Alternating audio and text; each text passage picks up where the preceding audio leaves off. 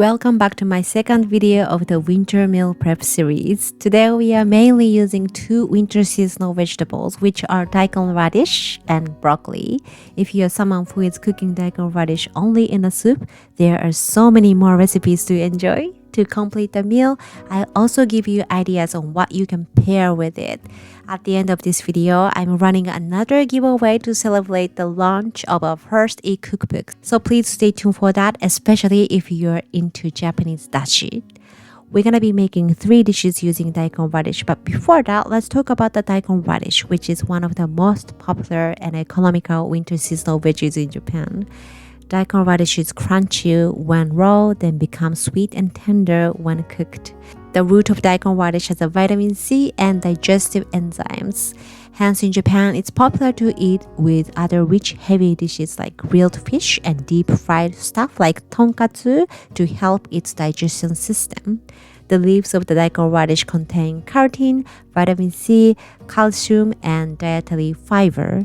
The leaves are bitter and almost like kale to me. If you divide the daikon radish into 3 parts, the top part is the sweetest and it is a little tough in texture. This part is best used in a salad or as grated daikon radish for a topping. The middle part is still sweet but not as sweet as top part. The texture is crunchy but relatively soft. It's great for making braised daikon radish, soup, and hot pot. The bottom part of the daikon radish has a little bit of pungency in taste. It's great for giving a kick to any dish. I like to grate mine and eat it with a grilled fish. With that being said, let's move on to the first recipe, that is pickled daikon radish skin. Peel the skin by using a knife. You want the skin to be thick as it will be soaked in marinade later. I peeled it about 1/4 inch thick.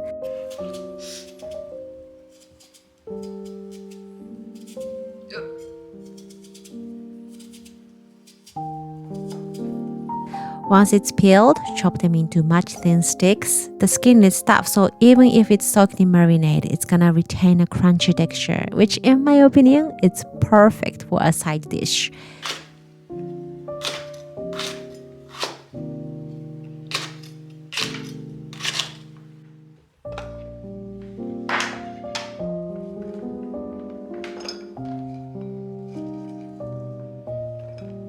To make a marinade, soak kombu in water for 30 minutes.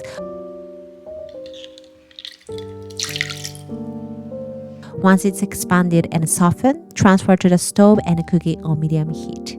Once you see the small bubbles around the kombu, discard it.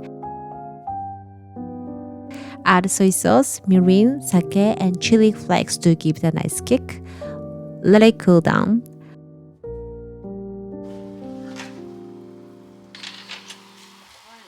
Once it's cooled down, add straight into the container, close the lid, and let it sit in the fridge at least overnight. It will last 7 days in the fridge. It looks like too much sodium, but it's not like we are drinking all of it, so we want to season the daikon radish as amply as possible. I often enjoy it with a simple rice porridge, especially if it's still freezing where you live. These are perfect combos. I already have a video of how to make Japanese rice porridge, so let me leave the link for you in the description box below. Next up, melted tender daikon radish with Yuzu miso sauce. This is hands down my favorite.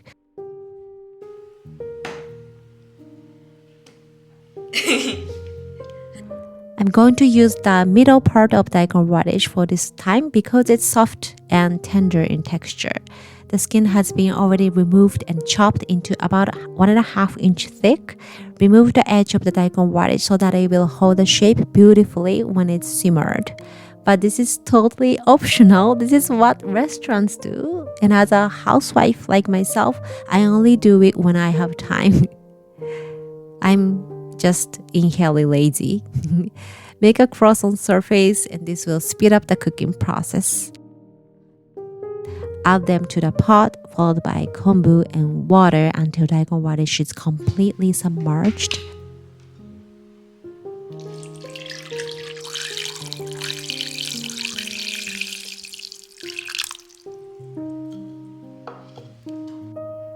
Bring it to the stove and cook it on medium. Simmer it for 50 to 60 minutes with the lid on. We are slowly cooking daikon radish until it's tender. If the daikon radish is not in season, it could be fibrous to eat, so please pick the one that's fresh. In the meantime, we're gonna quickly whip up yuzu miso sauce. To the saucepan, add sugar, mirin, sake, and miso paste. Whisk that together. Yuzu is a winter seasonal citrus fruit in Japan. Remove the zest and thinly slice them.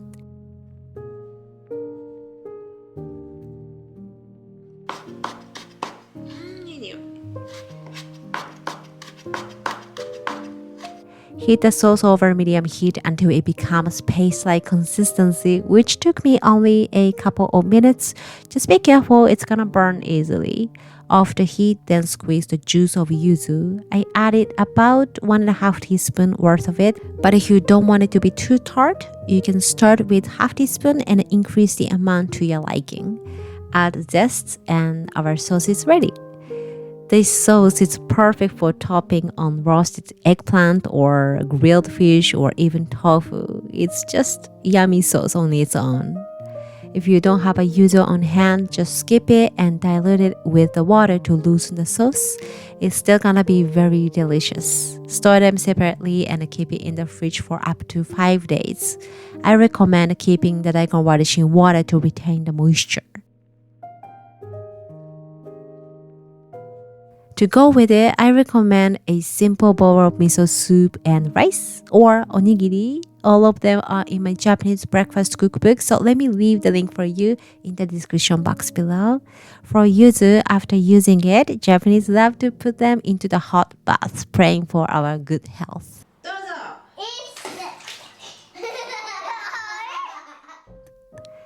Let me quickly show you how to cook the leaf part. It's tough and bitter, but the most nutritious part of daikon radish.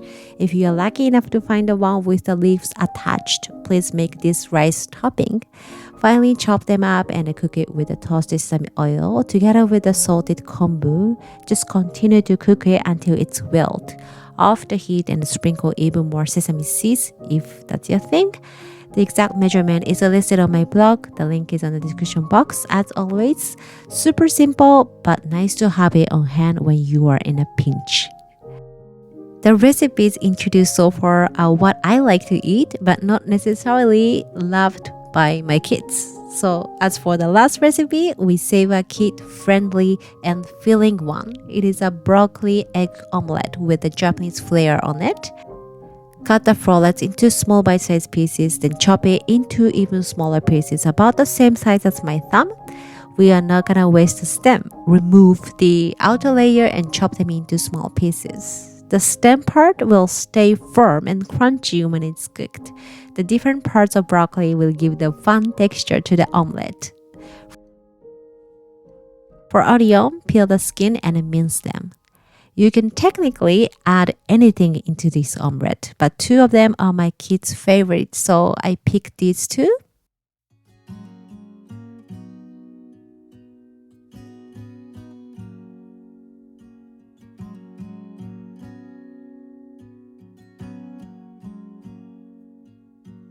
Once everything is chopped, cook it on high with a bit of oil and cook it until everything is just coated with oil.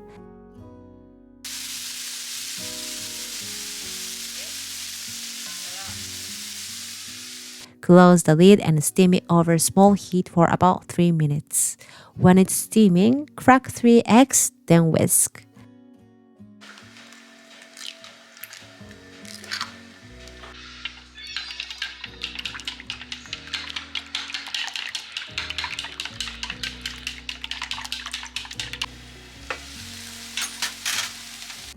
After 3 minutes, the broccoli should be half cooked. Season with the salt and pepper.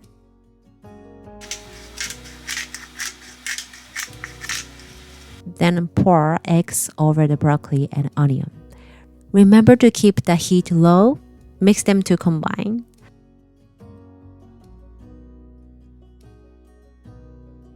When everything is nicely incorporated, add your choice of cheese as much or little as you want. Cheese is totally optional though, but my kids love anything with cheese usually. Close the lid and wait for cheese to melt, which took me another 3 minutes or so. When the cheese is melted, remove it from the heat and sprinkle some bonito flakes. It tastes like a Japanese savory pancake, which is known as okonomiyaki in Japanese without flour. Enjoy it with the ponzu, which is a mixture of vinegar, soy sauce, and a bit of sugar. ちょっと待って。あ、来た。イエーイ、できた。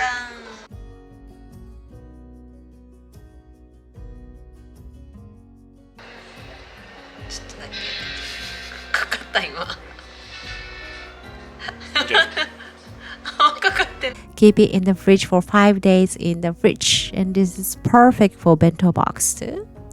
I barely use cheese on this channel, but if you like these Western Japanese fusion type of recipes, let me know in the comment section below. I have a broccoli soup recipe I wanted to share, which might belongs to this fusion recipe group. Finally, let's talk about the giveaway. Yay! Thanks for your patience. You probably know I have been working with Kokoro Care Package for a while. They deliver you excellent quality Japanese food items to your door. This time they are kind enough to give away one of their box called Umami Care Package. This box is especially great because it contains all of the Japanese dashi products with an in-depth detailed leaflet to tell you how to use it and the health benefits of dashi. Please go to the description box to enter the giveaway. I'll announce the winner through the community post on YouTube and Instagram story. To know more about the Kokoro Care products, also check out the link in the description box. Thanks a lot for watching and see you in the next one. Bye bye. またね。